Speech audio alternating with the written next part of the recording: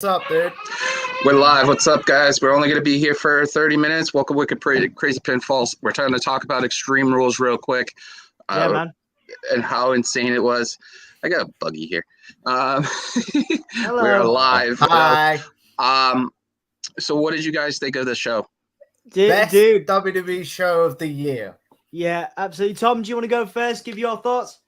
So I will, only because I can see you going full fiend before me. So overall, I loved it. Like, very good show. Like, I can't think of adjectives to use. Best match of the night for me was definitely, from a story perspective, was definitely Finn Edge. I don't know what you guys thought.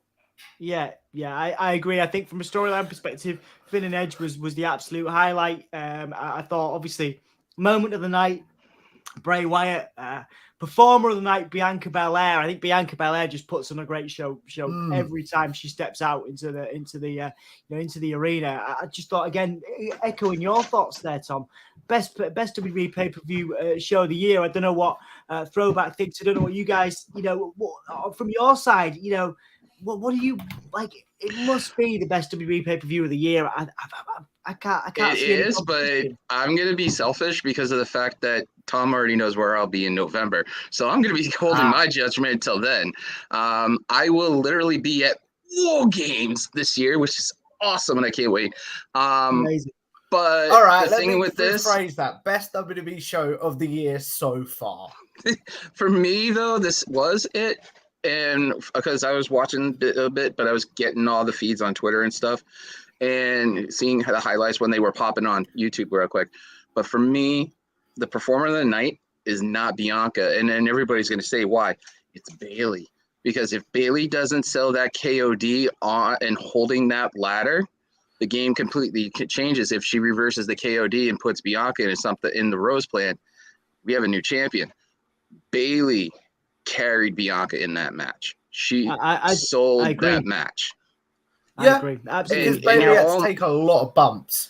And the thing about it is that with Damage Control, they had to integrate all this stuff to make it work perfectly. The highlight of bar none, everybody knew, was the White Rabbit and Bray was going to be there. But the way they did it is very picturesque. They had little hints and pieces of the Firefly house here. There was one instance where they had Abby the Witch, with two titles standing next to her. I don't know if anybody paid attention to that. That's kind of saying that could be the two titles Bray had. The Universal and that, but they were white strap belts. If you go back and take a look at that. But literally, Bray is one of my ultimate favorite performers of this generation. Better than, to me, in the way he goes. Overall is better than Daniel Bryan, and everybody's yells at me about that because Bryan can do all the wrestling technicians and all that stuff and do a good story, but there's not like a mind of our generation in wrestling like Bray Wyatt, Wyndham Rotunda. Agreed. I would agree with that. So from a perspective of, like we were talking about story-wise, I'd pick Bray as a better wrestler, but if I want to watch just a good wrestling match, I'd pick Bryan Danielson. Does that make sense? Yeah, and unless it's like that interview you did with Drew. I mean, Drew has a love with Danielson. There's a plethora of other options too. That was true. Absolutely. So no, I mean, best storyteller since I think Mick Foley and the Undertaker is Bray Wyatt. I would say. Yeah, I would agree with that. And then for me, the match for the night was the Fight Pit. That was the one I wanted to watch the most, the one I wanted to see, and how it ended was interesting because if that went wrong with DC not seeing it right with that tap, that match could have gone for a lot longer. But that Broton off of the top was devastating. It looked like he broke maybe 2 or 3 of Sif's ribs. I need to go back and rewatch the Fight Pit purely because I was rushing to watch the show this morning and this afternoon so we could do this. So I did rush the Fight Pit a bit, so I do need to go back and watch it. But from an in-ring perspective, I preferred the ladder match, but that's just me. And for me, the Fight Pit, though, is just, it's Riddle's match. When Taker had, buried alive in the casket match, Foley, well, literally, if you could say this, he had Hell in the Cell. This and the dark match with Windy Chu and NXT are the two matches that are made specifically tailored for these people. Now, the fight pit, you could turn around and say, Ronda and Shayna could go into that and turn that into their own version. But Now Riddle has been in 3 of these matches and won 2 of them. He won against Ciampa, lost against Thatcher, and now he won against Seth. So this is going to be like the end all kind of thing. This will be Riddle's Hell in the Cell when he has to pull this out of his trick out of his bag, like his wits end to end stuff. What do I see? We see a fight pit between now and WrestleMania, maybe, but I don't think they're going to hold off on that until like maybe once a year they pull that out. Interesting. Do you think it's abandoned from NXT now? And do you think it'll be exclusively Riddle's? I think it's going to be Riddle's, but I think if it absolutely has to, they'll figure something out. I like the dark match that they did in NXT with Windy Chu, though. That was interesting. But I think ultimately, if they do a takeover and they do travel, I think it would make more sense to make an ultimate Hell in the Cell. And how this would be is like War Game style, but with the cage closed off on the top. Yeah. Ooh. I like that.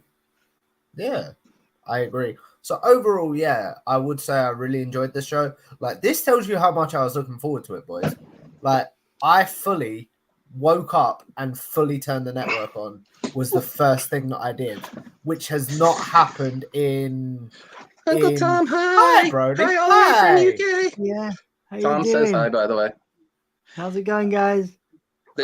As Bad Blood would say on Body Slam, the true baby face of Body Slam.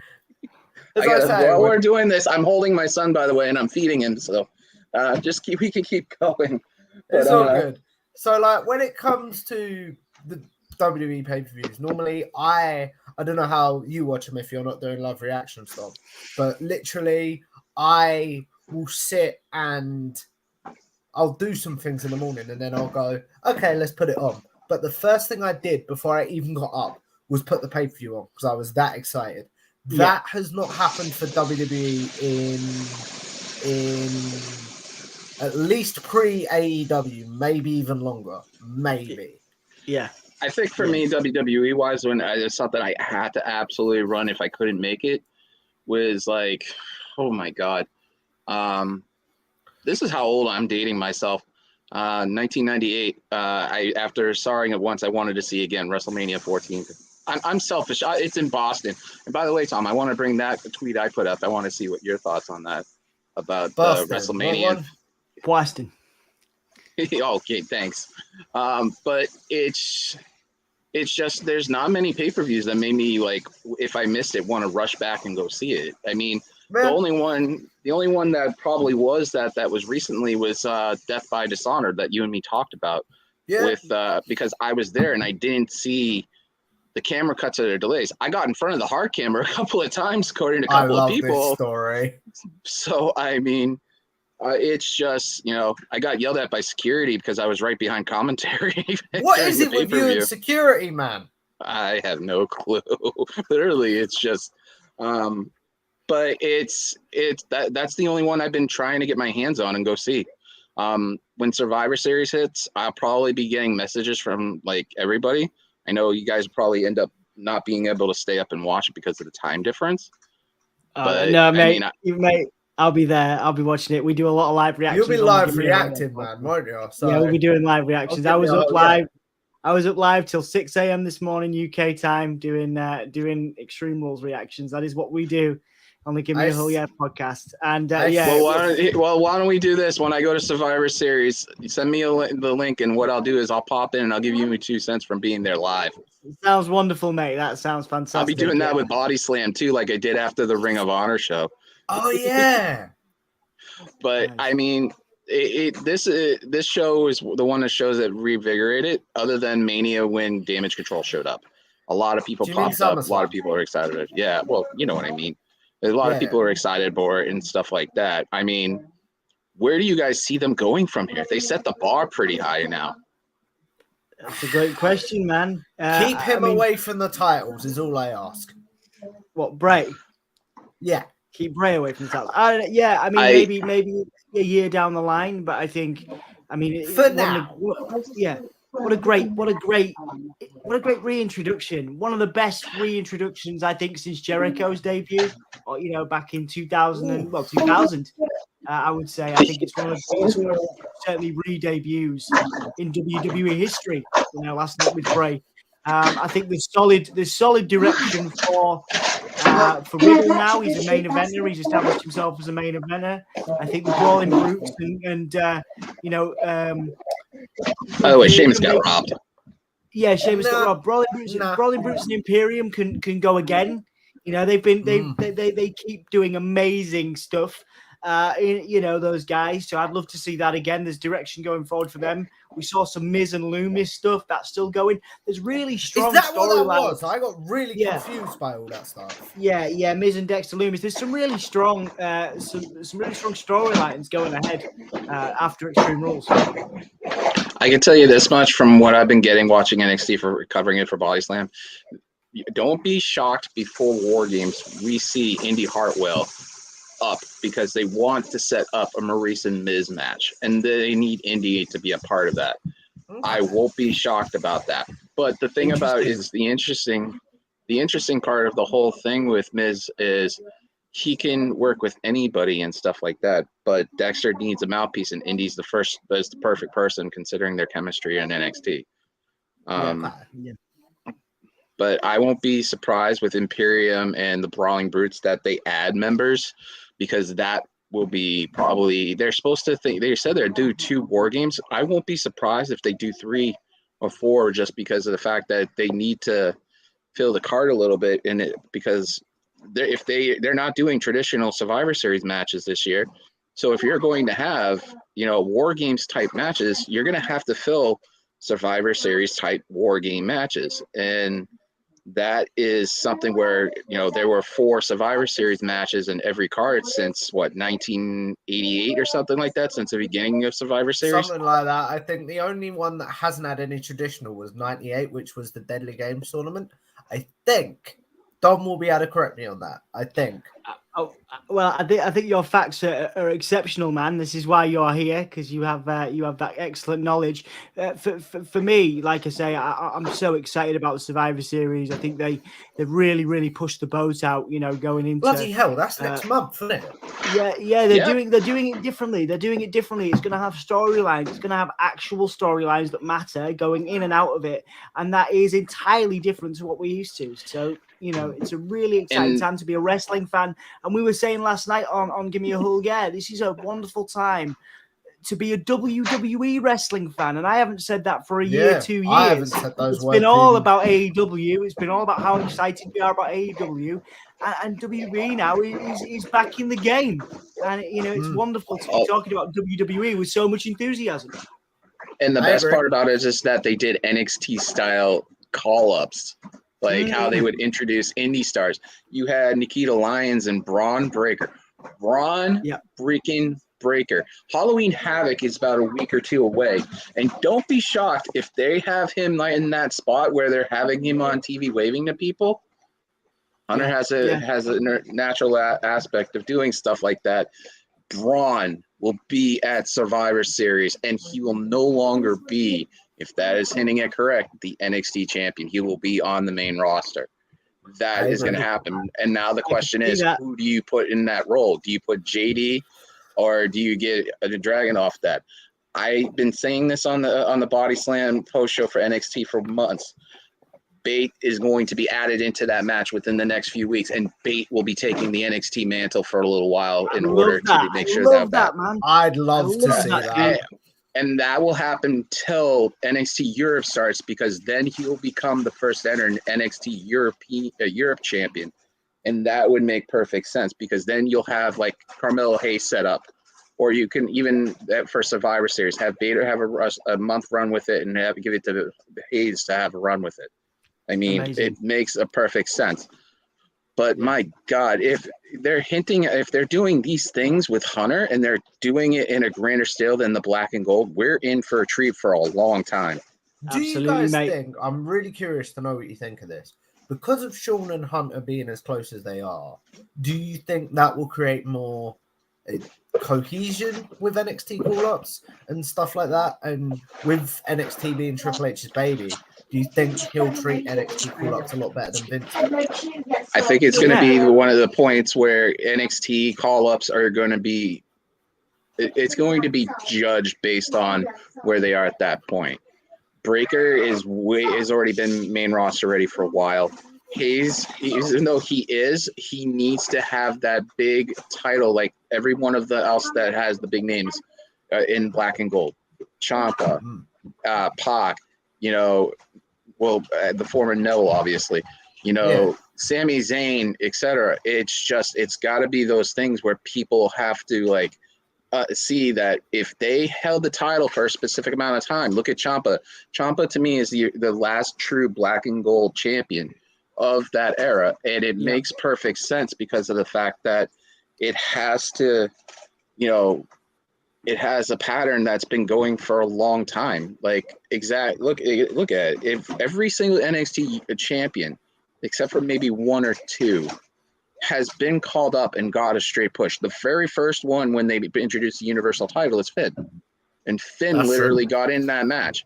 So it makes perfect sense because me covering it and seeing it, we will see Braun Breaker within the next month or two in WWE main roster. And it's perfect timing, and it's a perfect timing for Hayes to have his official quote-unquote A-champ run.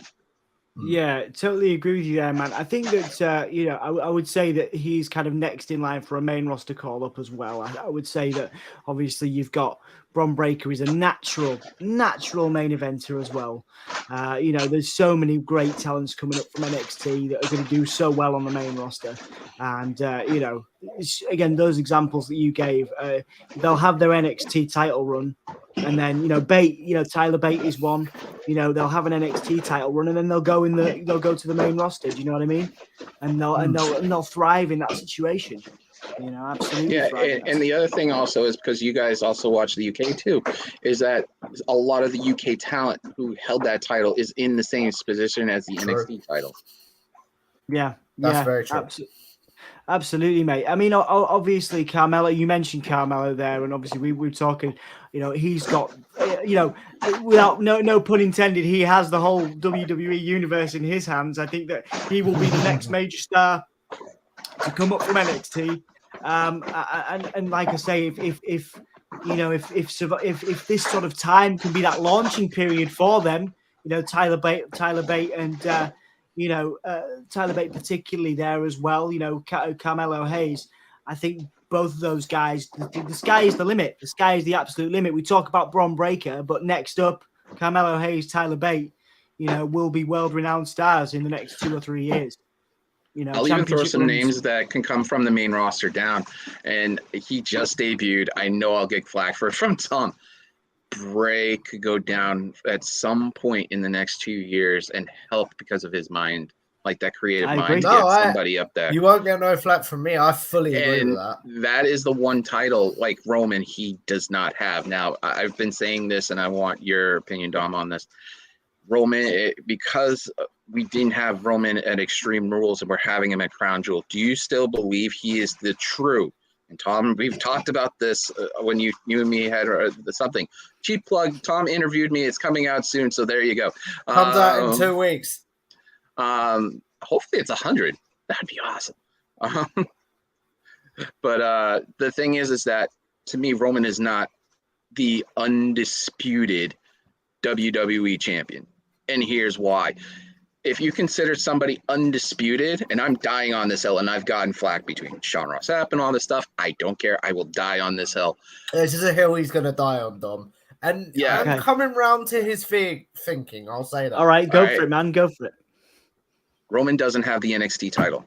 If you have a company with 3 brands and you have that are title based, Roman has Universal, SmackDown, the Raw title, the WWE. He doesn't have the NXT title. Even though people like, well, Breakker will get destroyed, he'll never go down. If this was boxing and you have somebody saying they were the undisputed champion of their weight class, they have to have all 3 belts of that weight class. He does not have that 3rd belt. Therefore, he is not the WWE Undisputed Champion, because if Breakker decided to step up and voice out saying you're not, which they won't because people were saying, well, it's developmental, doesn't matter. He That's does my not thing. have that title. This is why I argue with you about this, because NXT, even though it is a third brand, is sort of like Cody Island in a sense, where it's like sometimes stories matter, sometimes stories don't. And it's sort of like it doesn't matter because we will never see him go down to NXT. It's an interesting point you both make. I think that if there's overexposure, there's such a thing as overexposure. I think there would be a lot of issues. I think if with the internet wrestling community, not that they need to pay attention to us or want to. Again, I'm going to die on this hill too. And that's why it segues to Extreme Rules. I respect that, dude, and I appreciate you being on the show and talking about it with you. I understand that hill you want to die on. I get it. But this is sports entertainment. This isn't boxing, and they can make the rule. They can make the rules up if they want. And exactly. If they want to say, thank you. If they want to say Roman is the undisputed champion, they don't give a monkeys what anybody else thinks. They'll say Roman is the undisputed champion. So he said. I get what you mean. I 100% understand where you're at, and I understand why you would want to die on that hill. But this isn't boxing. And that's the issue. WWE makes stuff up all the time, from audience figures to title runs and how many title runs people have had. So if you put Roman down in NXT, there would be a absolute revolt. It would be overexposure even for Roman Reigns, and I think it would be a terrible idea. But thank you. I've been saying this for over a year. That's my view on that. I agree with Dom, unfortunately. As much as in our fantasy booking heads, man, I'd like to see it. It would be cool. But they won't do it. They won't do it, unfortunately. No, but it's something that, to me, it's like, it doesn't matter if it's boxing or anything. If you're calling yourself undisputed, it means there's no, kind of like the whole thing with for the Wicked Crazy Pinfalls title. Like, literally, we had a dispute between the champion at the time, Shane Husky, and Drew, and they ran it back, and now Drew holds that title.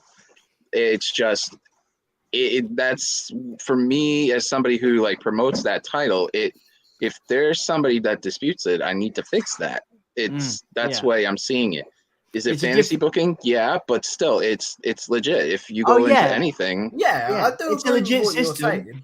It's a legit system in the real world, absolutely. But in WWE's world, it's not a thing.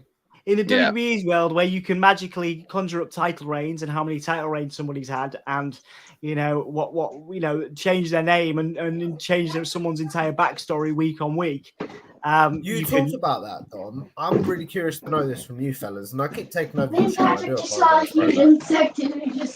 It's like, I am curious to know whether they'll acknowledge Bray's absence. What do you reckon? No, it had like, I think it's a really interesting point. I think they will acknowledge it. I think they have to. I think obviously Bray had some things he wanted to get off social media that he didn't do.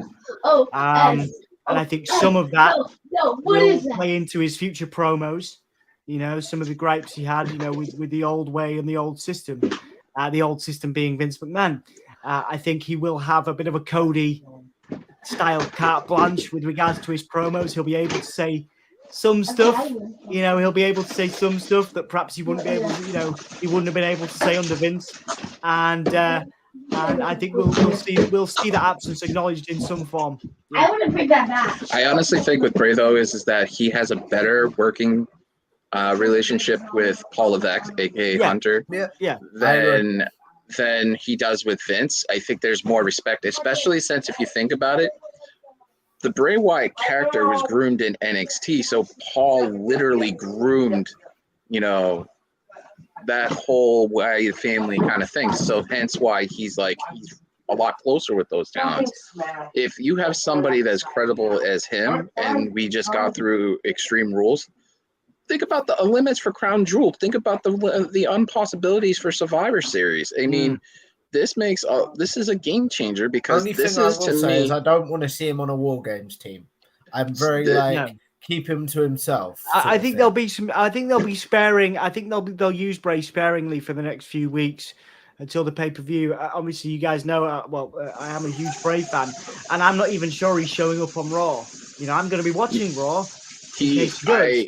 I think he's going to have that Brock kind of thing mentality where you bring him out when you absolutely like glass shattered. It'll be special, yeah, special. It'll be a very special thing. But and the thing is that he is this generation's Mick Foley. Yeah, because he could go any direction 100%. with these characters.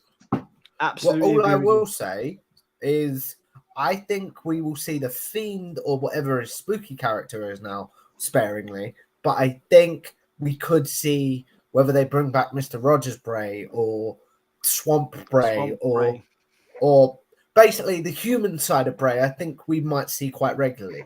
The Fiend, however, I think we'll see on a more sparing basis, like you say.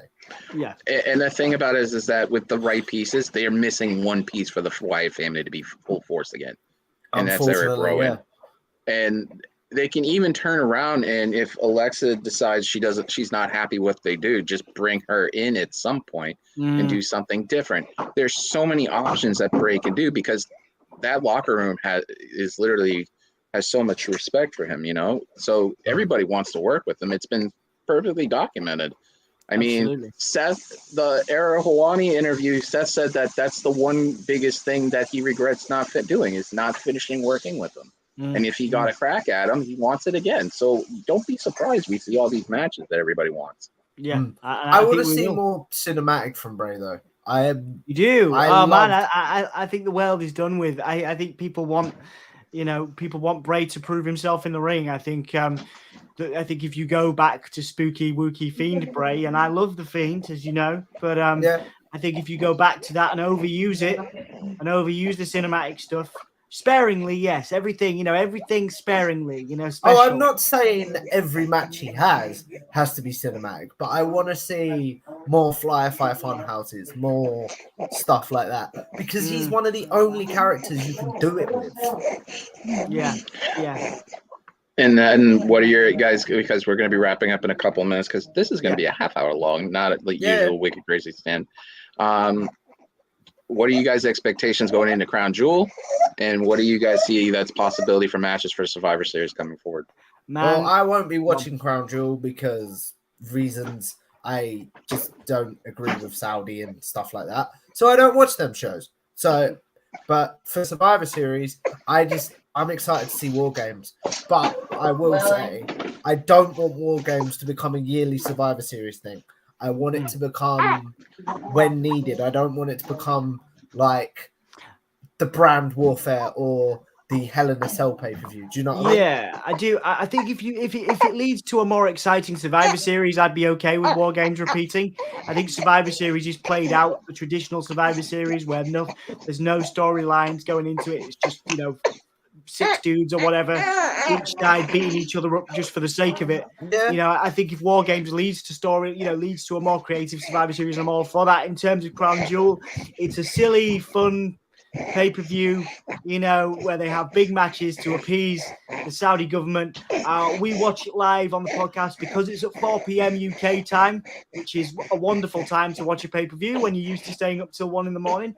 We will be watching it. It is popular for wrestling fans. We will watch it. We will cover it. Do I think anything crazy is going to happen there? Do I think Logan Paul's winning that title? No, I do not. Do I expect to see someone like Bayley face off with Bianca again and win the championship? Yes, I do. I think there'll be one big moment there. That's why they didn't put the belt on her tonight? I think Crown Jewel will be the one thing that will matter from that pay-per-view will be Bayley and Bianca putting on an absolutely incredible gimmick match, I would assume, some sort of gimmick match, and Bayley winning that title there, I would say. Yeah. And there's the money right there with Ronda versus Bayley because that's never happened. Absolutely. Have we not seen that as a feud yet? No, I haven't seen it. Really. I haven't seen it, and I want to. Yeah. So do I. We've seen out of the 4 horsemen, Bayley is the one that hasn't faced Ronda in a swear she's high-end faced her on TV. I swear. Well, but not with stakes. Not with stakes like these, Yeah, fair. All right, we'll wrap it up and go from there. Dom, tell them where they can find it. Right, guys, we're on the Gimme a Hull Yeah podcast, so it's all at Gimme a Hull Yeah. So GIMMEAHULLYEAH. Sorry, I've never had to spell that out before. It's up there. It's up there. Gimme a Hull Yeah. We're on Facebook, we're on Instagram, Twitter, and all that stuff. I am Dom. You can find me on Twitter there. And yeah, thanks for your support. And thank you for having me on the channel, mate. Appreciate it. Well, my plan is that if everybody's schedule's right, I'll have these two on again during the day on a Thursday, and we can have an early show and stuff periodically since I'll be off here and there. I just got to say this: the magnificent, the best interviewer on the podcasting. I gave him a shout out with him in SRS, and he started blushing. Tom, tell him where they can find you, my friend. No. Dom sometimes takes me, but I appreciate that, man. So you can find me on Twitter there at Tom Talk Trash. You can find my YouTube channel, Tom Talk Trash, on YouTube, where, like you say, I have been lucky enough to interview some of the wrestling media greats, such as these two fine gentlemen. You can also find me on a Project of Doms, which is Wobbling About and Rocking Out, where we had a really great chat about Dom's experience with cerebral palsy whilst doing media for Clash at the Castle. That's correct, right, Dom?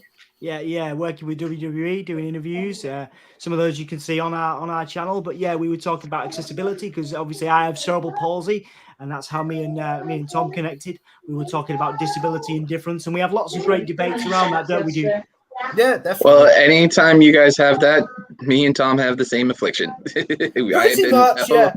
have epilepsy, and as well. Yeah, and I've been seizure free for over 20 years. So, but I don't mind talking about that stuff. Other than that, every Tuesday night, Wicked Crazy, every Body Slams NXT post show. I do so much. Come by and hang out. We'll be talking about NXT on our way to Halloween Havoc. And then every Thursday night, Wicked Crazy Pinfalls here. We did a special show because, well, why not? It's got something to do. It was a pay-per-view post show. Yeah, and on top of that, there is a video that I have to send Dom that I sent Tom saw, and he probably make it. But all I gotta say before you guys, can you smell what the Brody is cooking? Aww. Do a good deed, pay it forward. Good night, guys.